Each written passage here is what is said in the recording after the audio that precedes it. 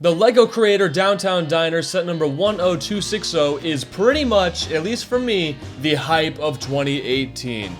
The first time I saw this set was when a buddy of mine DM'd me a picture of it over Instagram. It was one of those leaked images that had the show no one watermark over it, but the first time I saw that crummy looking 480p image, I knew I wanted it.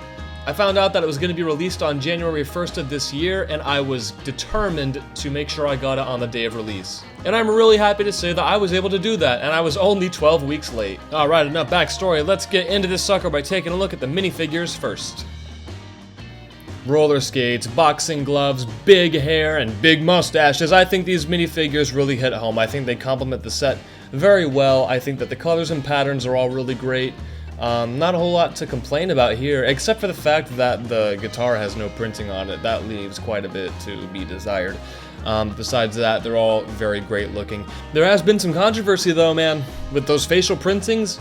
You know, before this modular, all the other modulars have minifigures that just have the standard smiley faces, whereas these guys have heads with expressionist facial printings, if that makes any sense. So, I don't know, what are your guys' thoughts on that? I personally have some mixed opinions. I think it's cool to get, you know, a bigger variety of heads and expressions, but also I think it leans it more towards a playset vibe instead of a display piece, which I know the modulars were more aimed to be. So, what do you guys think? Let me hear your thoughts on that in the comments.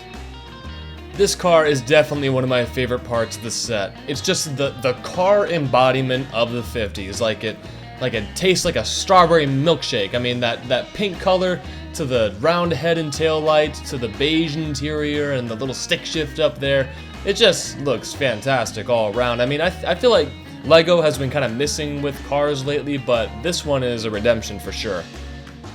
And the exterior of the building has such a charm to it. Like, if this building could talk, it would say, "Hey, do you like gumballs and jukeboxes? Well, come on down to the Downtown Diner where you can get a milkshake and a hamburger for a nickel."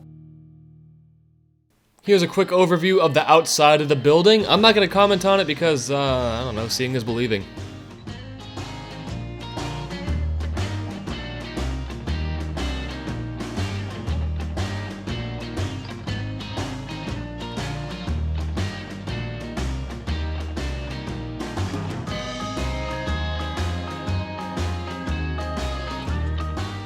And now let's take a look at the first floor.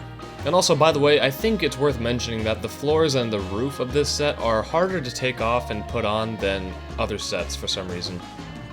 Alright, inside the first floor of the diner itself, it really does look fantastic, like an actual 50s diner with the checkerboard floor, that little gumball machine by the door, the bar stools at the bar, the little taps at the end of the bar, that big grill with the smoke catch, the coffee machine off to the left there, the pans, the knife, that jukebox that just looks so just 50s.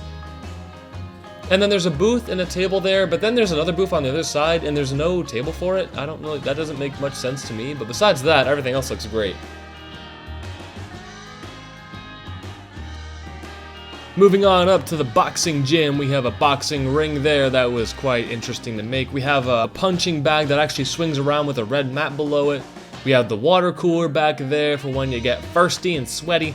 Then we have a bench press right in the middle there to get them gains, and then we have the dumbbells off to the corner there for the smaller gains.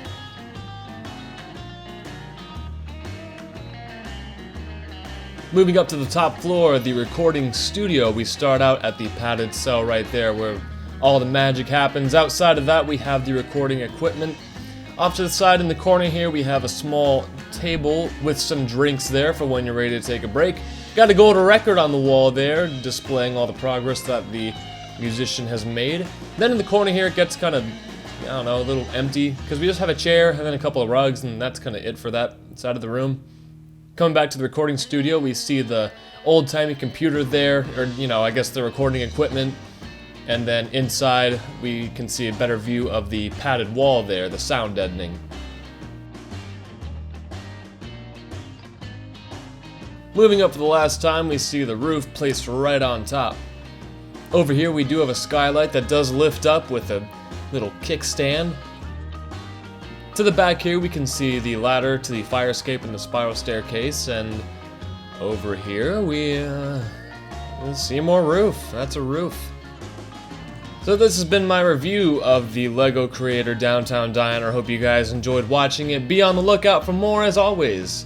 Also, thank you very much to my one Patreon supporter, Yosepi98, for helping to make this video possible. This is the Ridge Gearhead signing off. Rate, comment, and subscribe. I will see you guys on the flippity flip.